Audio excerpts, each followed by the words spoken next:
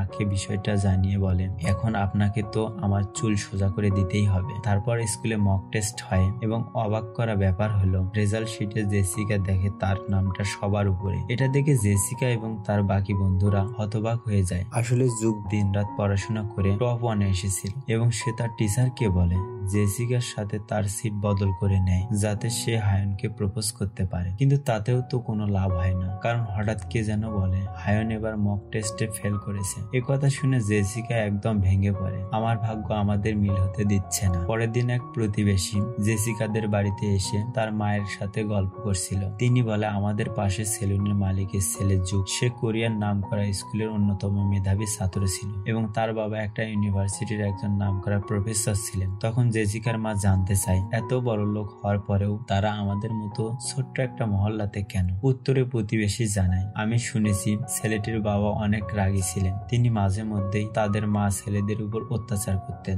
আর কিছুদিন আগে তার বাবার জন্যই তার পায়ের আঘাত লেগেছিল, তাই সে তার ভার্সিটির ভর্তি পরীক্ষা দিতে পারেনি এবং সেই জন্যই তার মা তাকে নিয়ে তাদের বাড়ি ছেড়ে এখানে এসেছে। এদিকে তাদের পাশে বসেই পেঁয়াজ কাটছিল জেসিকা এবং এসব কথা শুনে তার যুগের জন্য অনেক কষ্ট লাগে এবং তার প্রতি মায়া হয়। মন খারাপ করে রাতে সে তার বাবার ওয়্যার হাউসের সামনে যেতেই দেখে ভিতরে লাইট জ্বলছে, আর ভিতরে ঢুকতেই সে দেখে যুগ এবং তার বাবা মিলে নুডলস খাচ্ছিল এবং তিনি যুগকে বলেন, পরের বার তুমি এখানে আসলে আমরা আবারও একসাথে নুডলস খাবো। পরের সিনে আমরা দেখি জেসিকার স্কুলে পিকনিক নিয়ে একটা নোটিশ দিয়েছে। এটা দেখে সে মনে মনে ভাবে এই সুযোগটাকে কাজে লাগাতে হবে আর হায়নকে পিকনিকে গিয়ে প্রপোজ করতেই হবে। ঠিক তখনই হায়ন তার ফ্রেন্ডের সাথে কোথাও যাচ্ছিল আর সে জেসিকার দিকে হাত নাড়াতেই জেসিকা একদম ফিদা হয়ে যায়। তারপর তাদের স্কুলে হ্যান্ডবল খেলা হয় আর সেখানে এক মেয়ে জেসিকার আগেই হায়নের পার্টনার হয় এবং পরে জেসিকার পার্টনার হয় যুগ। খেলা শুরু হলে জেসিকাকে বারবার বল লাগাতে যাচ্ছিল কিন্তু যুগ নিজের শরীর দিয়ে তাকে রক্ষা করছিল। একবার হায়নের দিকে বল আসে আর জেসিকা নিজেই বলের সামনে ঝাঁপিয়ে পড়ে। হায়নকে তো বাঁচায় কিন্তু নিজেই চিটপাটাং হয়ে পড়ে যায় আর এতে যুগ অনেক কষ্ট পায় এবং তাকে রেখেই সে চলে যায়। পরে সিনে আমরা দেখি হায়ন জেসিকাকে ভয়েস মেসেজ পাঠিয়ে ধন্যবাদ দেয় তাকে বাঁচানোর জন্য, আর তার মেসেজ দেখে জেসিকা খুশিতে বাচ্চাদের মতো করতে থাকে। ঠিক তখনই তার ফোনে একটি মেসেজ আসে যেটাতে যুগ তার কাছে ক্ষমা চায় তাকে একাই রেখে আসার জন্য, আর বলে ব্যথা লেগেছে আর যেন ব্যথা লাগলে অভিমান না করে ঔষধ লাগায়, তাহলে কালকের মধ্যেই ব্যথা সেরে যাবে। এমন দুটি ভিন্ন মেসেজ দেখে সে একটু চিন্তায় পড়ে যায় আর ভাবে একজনের মেসেজ তাকে সাময়িক আনন্দ দেয় আর একজনের মেসেজ তার মনের উষ্ণ অনুভূতি জাগায় এবং ভাবনায় ডুবিয়ে রাখে। পরের দিন জেসিকা সেলুনে যায় তার চুল সোজা করার জন্য। সেখানে যুগের মা তাকে জেসিকার চুল ধুয়ে দিতে বলে। কালকে সেই ঘটনার জন্য দুজনের অস্বস্তি বোধ হচ্ছিল। তারপর যখন যুগ ভুল করে শ্যাম্পুর আগে কন্ডিশনার লাগিয়ে ফেলে তখন তার মা একটু অবাক হয়ে যুগকে বলে, তুমি তো এর আগে কখনো এমন ভুল করনি, আজকে কি হয়েছে তোমার? যুগ একটু লজ্জা পেয়ে দ্রুত সেখান থেকে চলে যায় আর জেসিকা মনে মনে ভাবে যুগ হয়তো বা তার থেকে কিছু গোপন করছে। তারপর পিকনিকের দিন জেসিকা তার সোজা চুল নিয়ে বাসে উঠতেই সবাই অবাক হয়ে যায় আর বাসে বসে যুগ চুপচাপ সবকিছু দেখছিল। পরে পিকনিক স্পটে পৌঁছে জেসিকা তাদের বানানো সেই অরিগামি জারটি হায়নের সিটে রেখে দেয় আর তার সব বন্ধুরা মিলে তার লাভ কনশনের জন্য একটি জায়গা ডেকোরেশন করে দেয়। হায়ন ছোট্ট ছোট্ট চিহ্ন ফলো করে সেখানে পৌঁছে দেখেন শুধু জেসিকা দাঁড়িয়ে আছে। সে একটু অবাক হয়ে যায়। হায়ন তার সোজা চুল ও তার অরিগামি জারের প্রশংসা করে এবং আবারও তাকে ধন্যবাদ দেয় সেই দিন তাকে বাঁচানোর জন্য।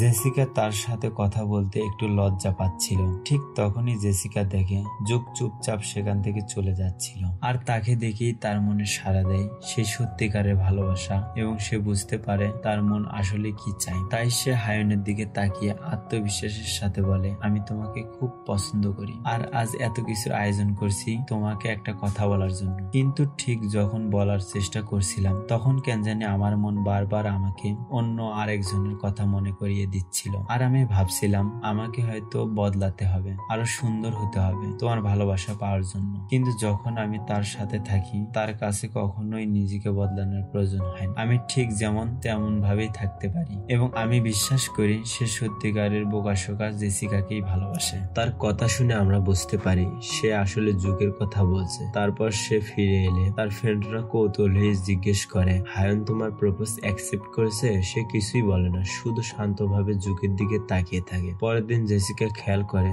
জুক বারবার তাকে অ্যাভয়েড করছিল। রাতে জুক ওয়্যারহাউসে আলো জ্বলতে দেখে ভিতরে ঢুকতে একটু সংকোচ করে, কিন্তু তারপর ভিতরে ঢুকতেই সে দেখে জেসিকা তার জন্য অপেক্ষা করছে। তার টেবিলের এক পাশে তার জন্য নতুন কিছু বই রেখে দিয়েছে। অকওয়ার্ড আর বিরক্তিকর একটা সিচুয়েশনে দুইজনে চুপচাপ নিজের মতো বসে থাকে, কেউ কারোর সাথে কথা বলে না। শেষমেশ জেসিকা শান্তভাবে জিজ্ঞেস করে, তুমি কি সেই দিনের ব্যাপারে কিছু জানতে চাও? তোমার কি একবারও জানতে ইচ্ছে করে না? তারপরেও জুক কিছু বলে না।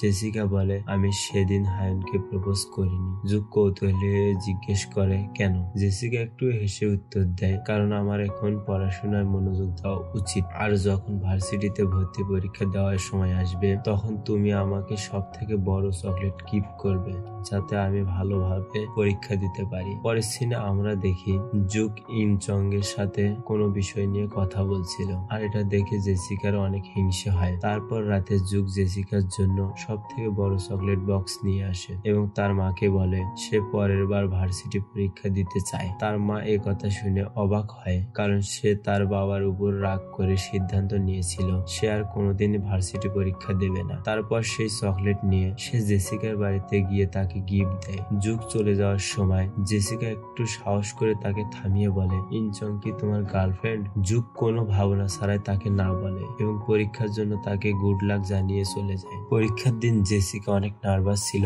তখনই টেডি মাস্ক পরা একটা লোক তাকে সুন্দর একটা গিফট দেয়, আর মাস্ক খুলতেই জেসিকা দেখে লোকটা আর কেউ নয় বরং জুক ছিল। আর তাকে দেখে সে মনের ভিতরে অনেক সাহস পায় এবং তারা ঠিক করেছিল পরীক্ষা শেষে তারা সেই বিচে যাবে যেখানে তাদের প্রথমবার দেখা হয়েছিল। পরীক্ষা শেষে তারা সবাই মিলে কোথাও যাচ্ছিল, কিন্তু তখনই জেসিকা বলে তার বাসায় যেতে হবে তার মাকে সাহায্য করার জন্য। অপরদিকে জুকও জানায় তাকেও বাসায় যেতে হবে, তার কিছু কাজ আছে। তাদের এমন আচরণের জন্য তাদের বন্ধুরা তাদেরকে ফলো করে দেখে সত্যি তারা লুকিয়ে কোথাও যাচ্ছিল। তারপর জেসিকা আর জুক সেই বিচে যায় যেখানে তাদের প্রথমবার দেখা হয়েছিল। তখন জেসিকা জুককে জিজ্ঞেস করে, তুমি সেই দিন কেন পানিতে লাফ দিয়েছিলে?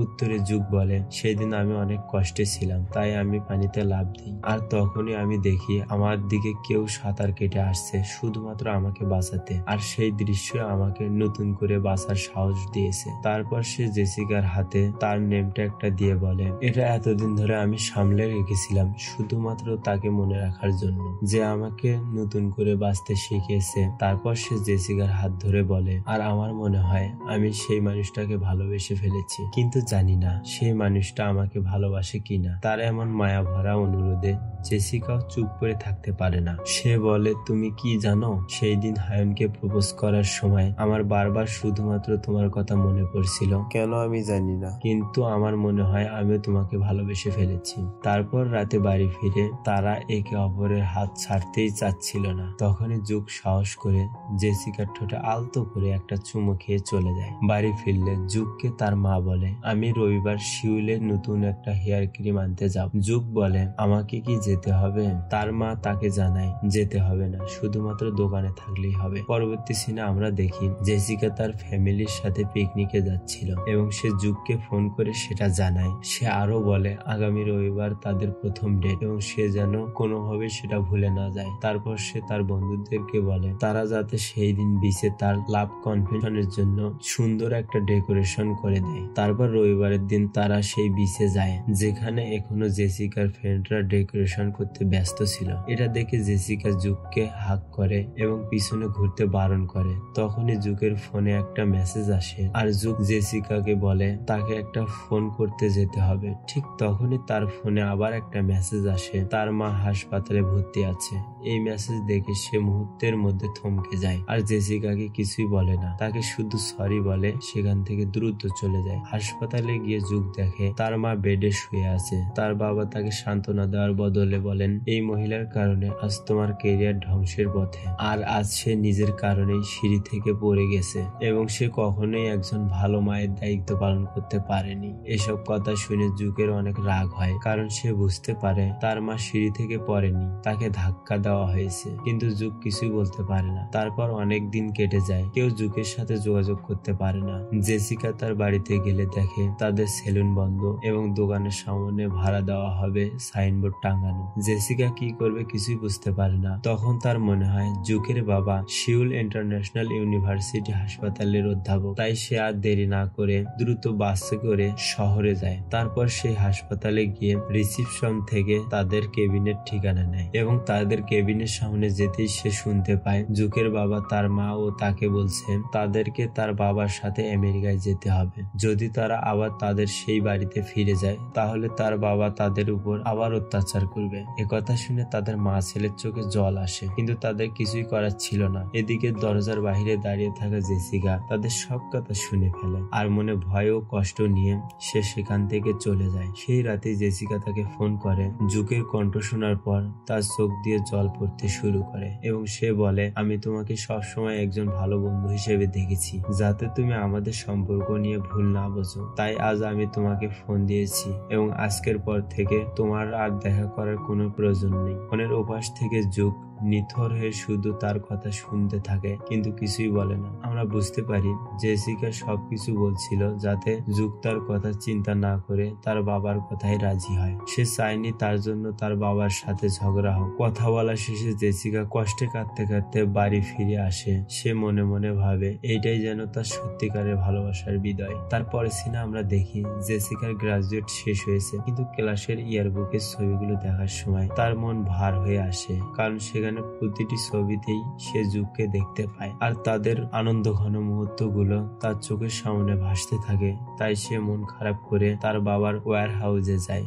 সেখানকার একটি বুক সেলফে সে জুকের রেখে যাওয়া একটা নোট পায়। সেই নোটের ভিতরে তাদের বন্ধুত্বের ছবি লাগানো ছিল। অবাক করা ব্যাপার হলো প্রতিটি ছবিতে জেসিকাকে মেনশন করে কিছু না কিছু লেখা ছিল। সে হাসুক বা কাঁদুক, খুশি হোক বা দুঃখী হোক, সেই প্রতিটা মুহূর্ত সেখানে সুন্দরভাবে লেখা ছিল, এমন ভাবে যেন তার নিজের থেকেও জুক তাকে ভালোভাবে জানে। সেই নোটবুক থেকে সে আরো জানতে পারে জেসিকা শুধু সেই মেয়েই ছিল না যে একদিন তাকে বাঁচিয়েছে এবং তার জীবনের অন্ধকার থেকে টেনে তোলা প্রিয় মানুষটিও ছিল। নোটবুকের প্রতিটি পৃষ্ঠা উল্টানোর সাথে সাথে জেসিকার চোখ দিয়ে পানি পড়তে থাকে। তার সামনে যেন নতুন করে জুকের ভালোবাসাগুলো প্রকাশ পাচ্ছে, কিন্তু এই ভালোবাসা যেন কখনোই তার কপালে জুটবে না। তারপর একদিন বিচে হতাশ হয়ে জেসিকা জুককে মেসেজ করে, আজকে আমরা দেখা করতে পারবো না কারণ আমার শরীর ভালো নেই। এই মেসেজ সে আরো অনেকবার তাকে পাঠিয়েছে যাতে তার সাথে দেখা করতে না যেতে হয়, কিন্তু এবার জুক রিপ্লাই করে,